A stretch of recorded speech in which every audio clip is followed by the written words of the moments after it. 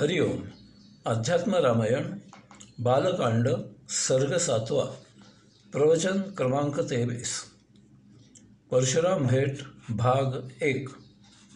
अथ गच्छन्ति श्रीरामे मैथिलाद्यो जनत्रयं निमित्तान्नती घोराणी ददर्श नृपसत्तम. राजा जनकाचा निरोप घेऊन राजा दशरथ आपल्या राण्या, 4 पुत्र, 4 सुना इत्यादींसह अयोध्येच्या वाटेवर मिथिला नगरापासून सुमारे 3 योजने दूर गेला असता त्याला महाविचित्र असे अपशकुनाचे संकेत मिळू लागले. त्यावेळी वसिष्ठ मुनींना हात जोडून त्याने यासंबंधी विचारणा केली. तेव्हा त्याला आश्वस्त करत वसिष्ठ मुनी त्याला म्हणाले, होय, हे अपशकुन कोणते तरी भय दर्शवित आहेत, परंतु चिंता करण्याचे कारण नाही. लवकरच तुम्हाला परत अभय प्राप्त होईल. याला काही ठोस असे तत्त्व नाही, परंतु काही अतिसंवेदनशील व्यक्तींना एक निराळ्या प्रकारचे शुभ अशुभ किंवा अशाच काही लक्षणांची जाण असते. काही व्यक्ती पायाळू असतात. ते जमिनीवरून चालताना त्यांना भूगर्भाच्या आत किती अंतरावर पाण्याचा झरा आहे याची संवेदना येते. अशाने सांगितल्याप्रमाणे विहिरींना पाणी लागल्याची उदाहरणे आहेत.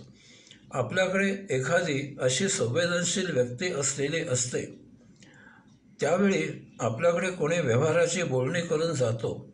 तो तेथून गेल्यावर ती संवेदनशील व्यक्ती आपल्याला सावध करते की याच्याजवळ व्यवहार करू नका.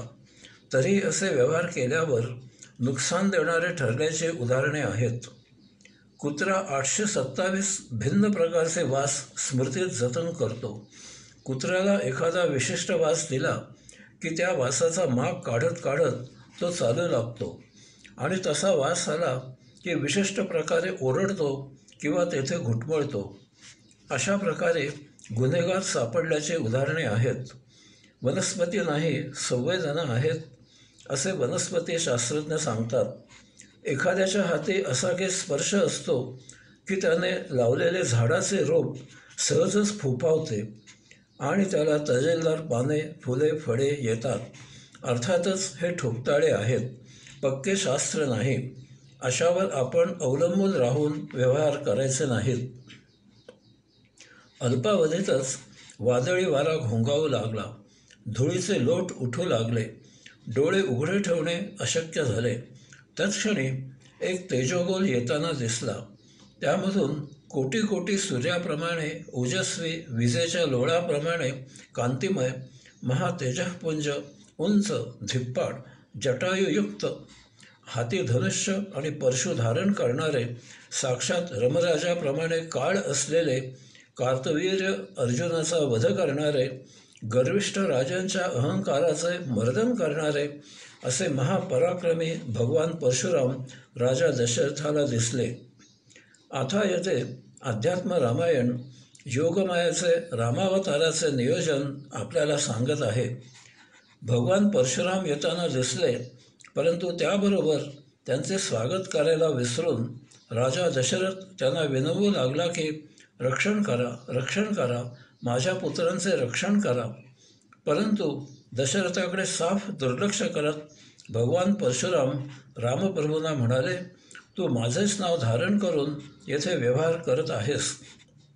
तू खरा असशील तर माझ्याबरोबर द्वंद्वयुद्ध कर. एक जुने पुराणे धनुष्य मोडून उगीचच प्रौढी मिरवत आहेस. तू जर माझ्याजवळील या वैष्णव धनुष्याला दोरी लावलीस तर मी तुझ्याबरोबर युद्ध करेन. तसे न झाल्यास मी तुम्हा सर्वांना येथेच ठार करेन. हीच ती योगमायाची योजना आहे. आता रामावतार सुरू झाला आहे. यामुळे या आधीचा भगवान परशुराम अवतार संपन्न करायला हवा. परंतु परशुराम चिरंजीव आहेत. श्रीराम, श्रीकृष्ण यांच्यासारखे ते अवतार कार्य संपन्न करून निजधामी जाऊ शकत नाहीत. यामुळे त्यांच्या अवताराची समाप्ती योगमायेने एका निराळ्या प्रकारे आयोजित केली.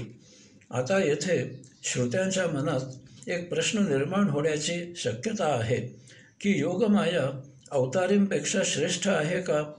योगमायाचे नियंत्रण अवतारींवर आहे का? कारण आपण आत्मपरब्रह्म योगेश्वर पुरुषोत्तम अवतार धारण करतो असे मानतो. मग हे असे कसे? याचे समाधान असे आहे की योगमाया म्हणून कोणी निराळी एखादी स्त्री येथे अस्तित्वात नाही. योगमाया ही आत्मपरब्रह्म पुरुषोत्तमामधूनच एका विशिष्ट भिन्न ईश्वरी कार्यासाठी निर्माण झालेली आहे. एरवी सृजन होणे शक्य नाही. वैश्विक नियमाप्रमाणे माया ही आत्मपरब्रह्माच्या बरोबर विरुद्ध वैशिष्ट्ये असलेली आहे. याचे सविस्तर निरूपण मी दासबोधावरील प्रवचनांमध्ये केले आहे. तेथे श्री समर्थांनी माया आणि ब्रह्म यांचा तुलनात्मक आलेखच सादर केला आहे. यामुळे योगमायेचे नियोजन हे आत्मपरब्रह्माचेच नियोजन असून ते योगमायेच्या माध्यमामधून घडत आहे इतकेच. आता आपण परशुराम अवताराची समाप्ती योगमायेच्या नियोजनाप्रमाणे कशी संपन्न झाली ते पाहू. योगमायेच्या नियोजनाप्रमाणे भगवान परशुरामाने श्री रामप्रभूंना फार कठोर शब्दात डिवचले आहे. इथे अध्यात्म रामायणामधील मूळ संहिता जरा निराळ्या शब्दामध्ये आहे. तेथील शब्दप्रयोग आजच्या काळाला अनुसरून योग्य नाहीत म्हणून मी येथे ते वापरले नाहीत.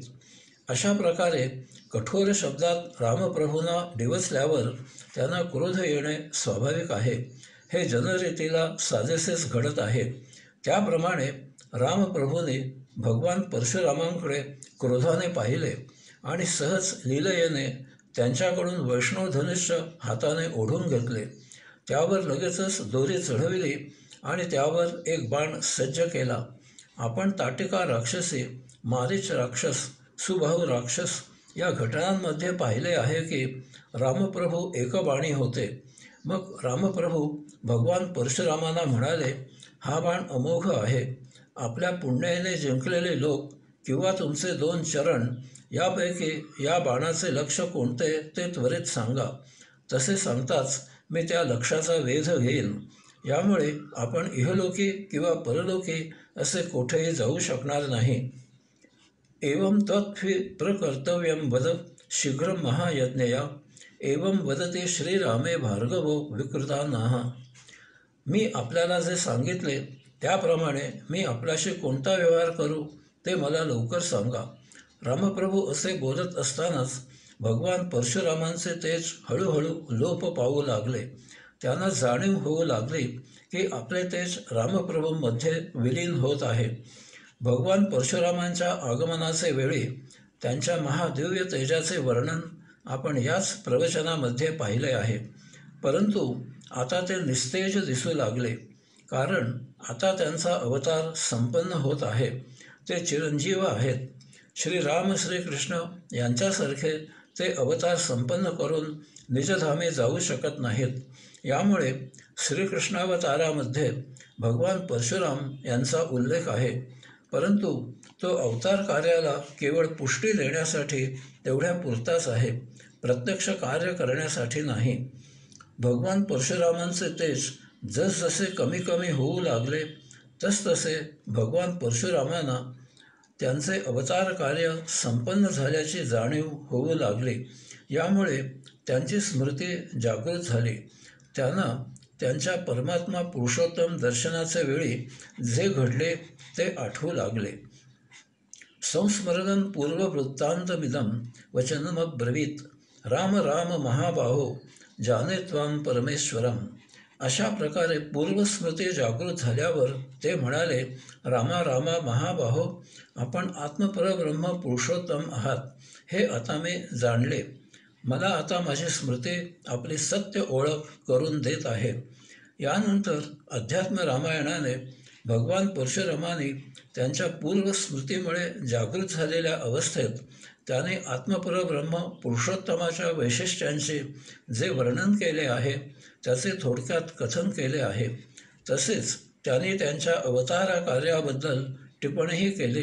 ते आपण अगदी थोडक्यात पाहू.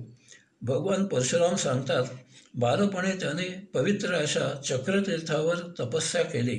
त्यावेळी त्यांच्यावर परमात्मा नारायण प्रसन्न झाले आणि त्यांना म्हणाले, आता तू तपस्या सोडून उठ, कारण तपाचे फळ तुला मिळाले आहे. माझ्यामधील परमचैतन्य तुझ्यात प्रविष्ट झाले आहे.